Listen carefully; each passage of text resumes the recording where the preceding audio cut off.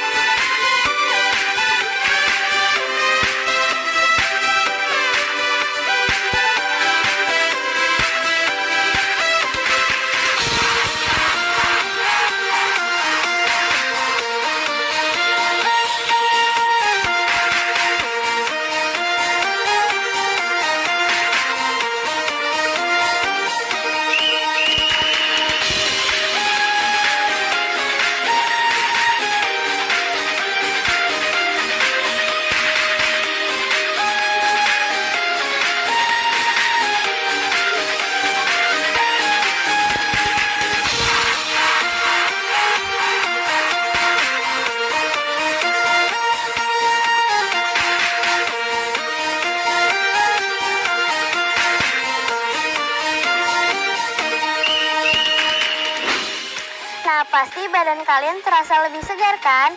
Berarti kalian sudah siap belajar bersama. Selamat belajar teman-teman kelas 6.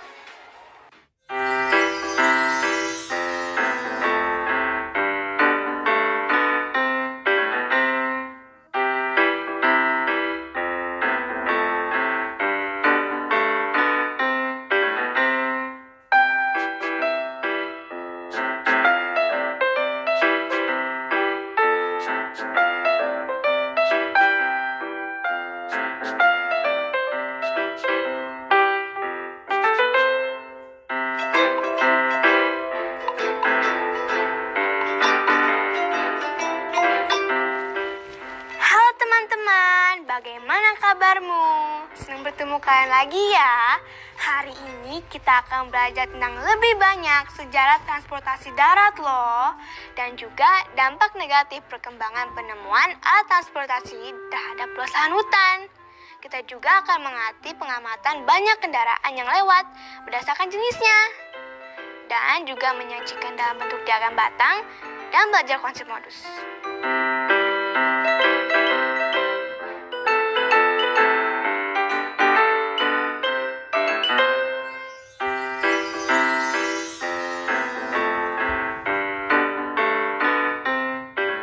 Nah, jangan lupa siapkan buku dan alat tulismu dan jangan lupa juga berdoa sebelum mulai pelajaran ini ya. Semangat!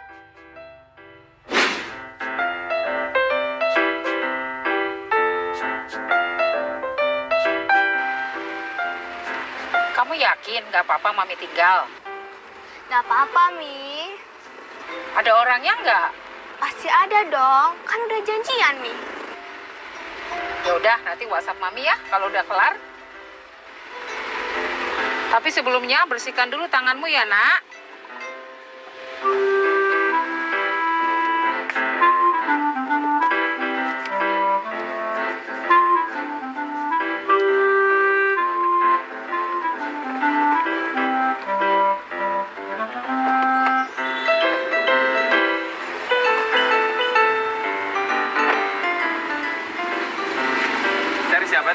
Saya temennya Ricky. Ricky-nya ada, Pak. Oh, ada. Mari, saya antar. Kasih, Pak.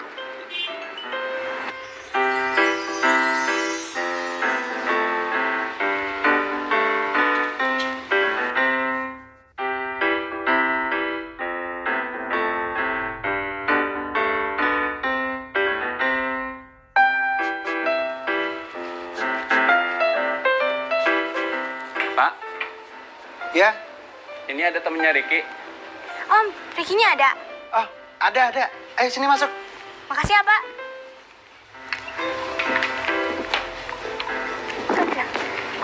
Ayo duduk. Oke. Nih, bersihkan tangan kamu sama ini dulu. Sip. Kamu Gita kan? Iya. Bentar ya. Riki, ada Gita nih.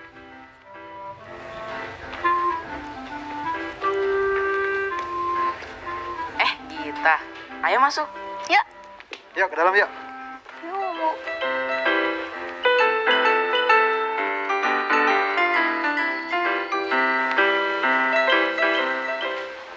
Ayo masuk, Git. Oh, ini perpustakaannya ya? Bagus sekali.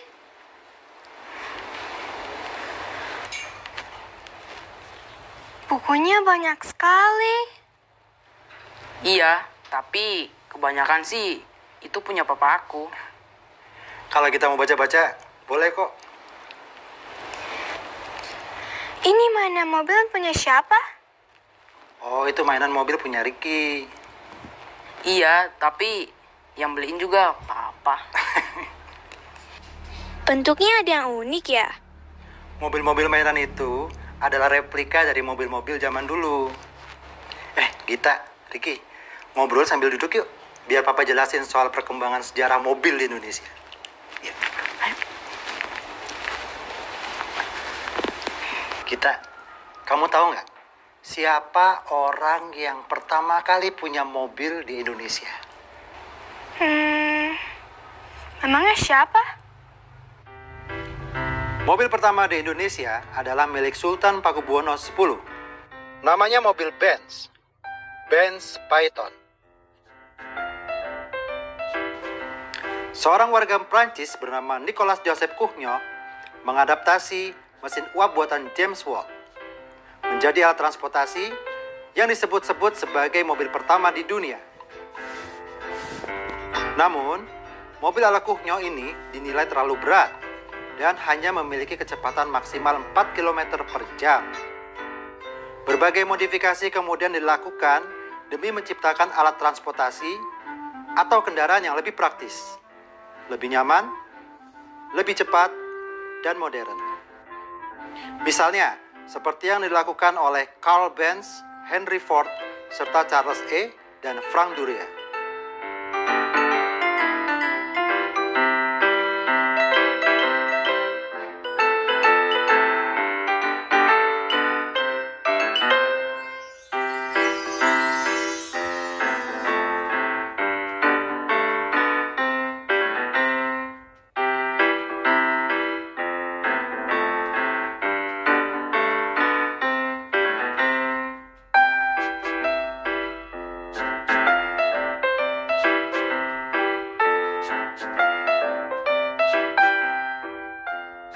Mobil karya Carl Benz sampai juga ke Indonesia loh.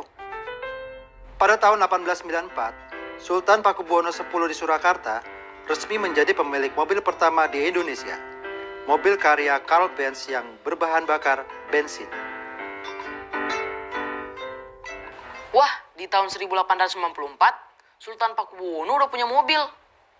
Pasti mobilnya udah tua banget. Tapi mobilnya masih bisa jalan nggak ya?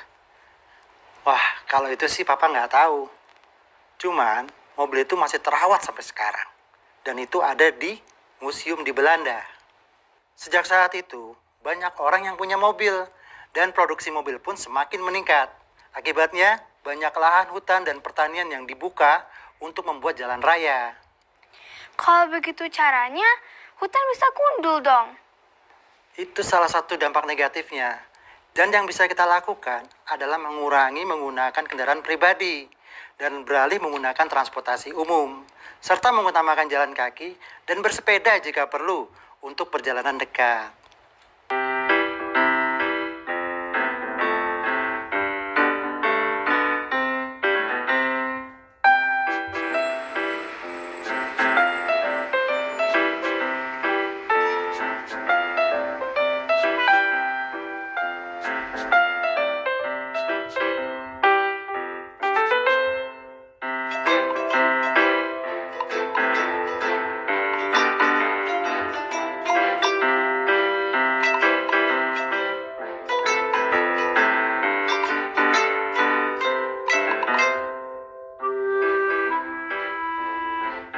Teman-teman, kendaraan pribadi hanya bisa menampung sedikit orang dibandingkan kendaraan umum.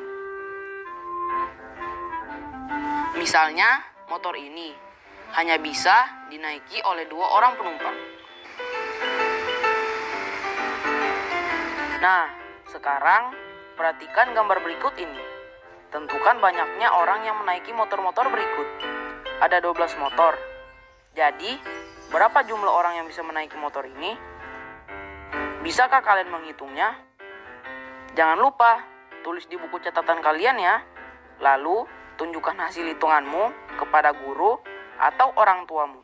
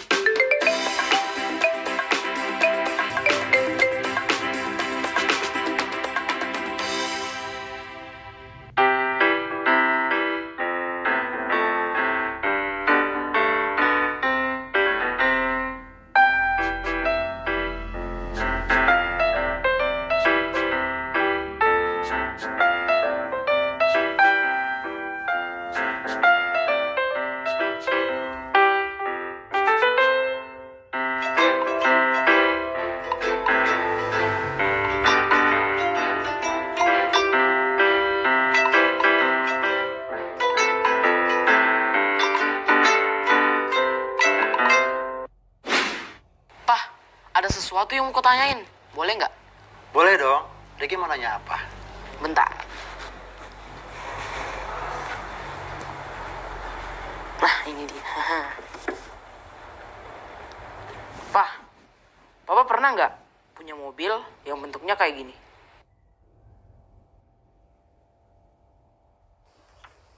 Wah, kalau mobil seperti itu adanya jauh sebelum Papa lahir, Ki. Kalau Oma pernah nggak ya punya mobil kayak gini? Oma ya? Nah, gimana kalau kita video call Oma aja? Setuju gak? Wah, itu ide yang bagus, Ki. Ayo telepon sama kamu. Ayo. Ya udah kalau gitu kalian video call Oma, Papa tinggal ke dalam dulu ya. Oke, Pak.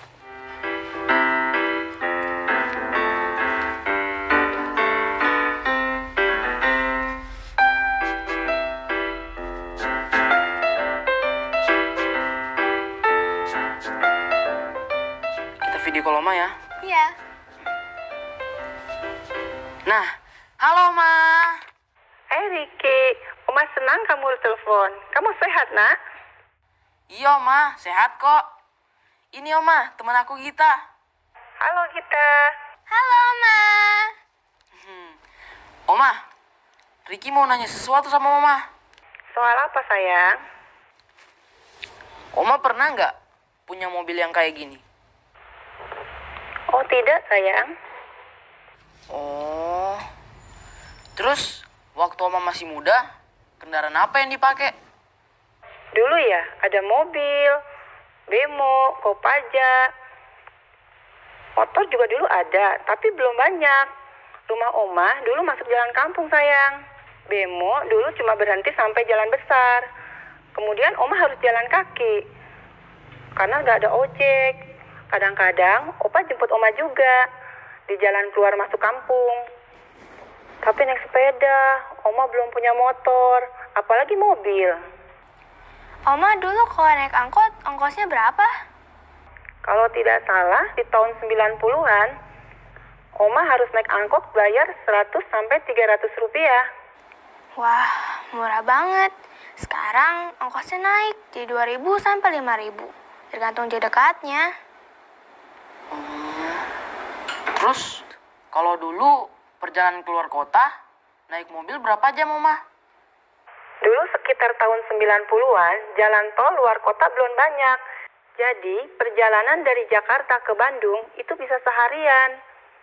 Oma juga ingat, dulu waktu ke Sumatera naik bis, lewat hutan-hutan, jalannya tanjakan. Oma, kenapa nggak naik busway aja daripada angkot? Busway belum ada sayang, makanya Oma naik angkot dan Kopaja. Oh, oke Oma. Makasih ya. Sama-sama sayang, dadah. Dah. Setelah kita belajar tentang sejarah alat transportasi darat, kita menemukan kosakata baru seperti berikut ini.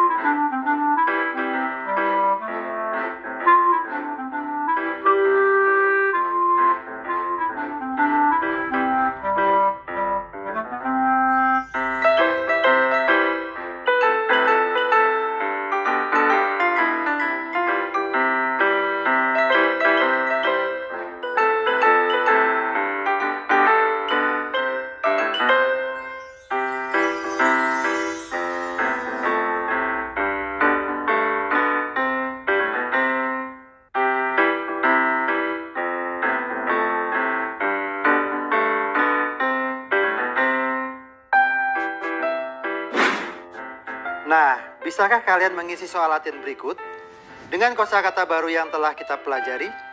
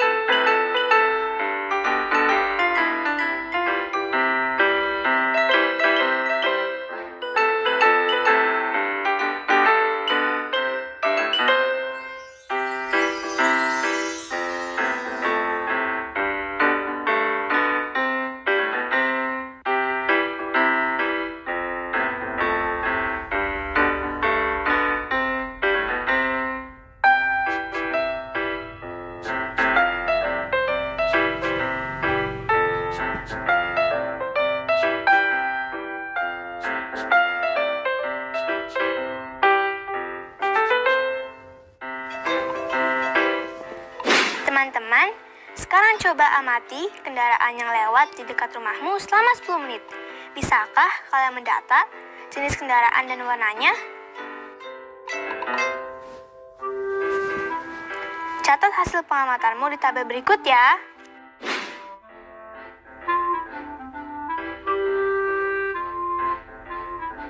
Dari data yang kamu peroleh, coba sajikan dalam bentuk diagram batang.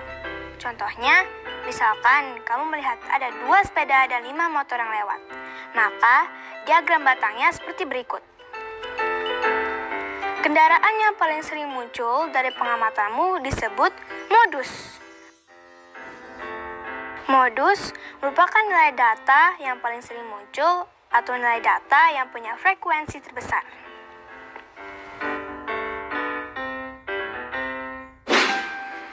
Nah, teman-teman, bagaimana dengan pengamatan kalian terhadap warna mobil? Berikut adalah contoh tabelnya. Sekarang, berdasarkan tabel ini, bisakah kamu menyajikan data tersebut dalam bentuk diagram batang? Yuk, tulis di buku kerjamu ya. Lalu, jawab pertanyaanku ini.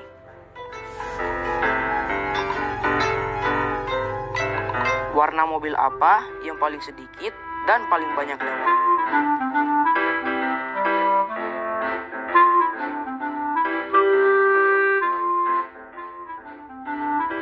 Lalu, kita bisa tarik kesimpulan modusnya atau yang memiliki nilai paling sering muncul.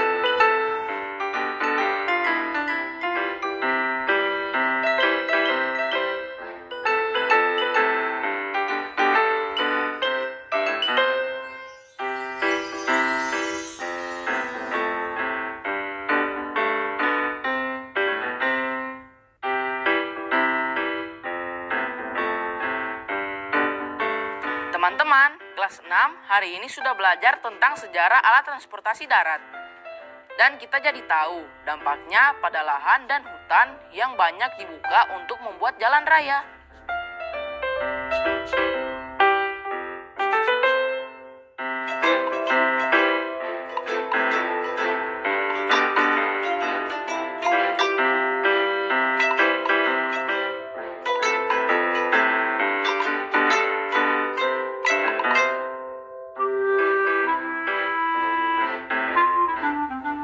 Selain itu, kita mengamati kendaraan yang lewat dan menyimpulkannya menjadi diagram batang, serta menentukan modus kendaraan.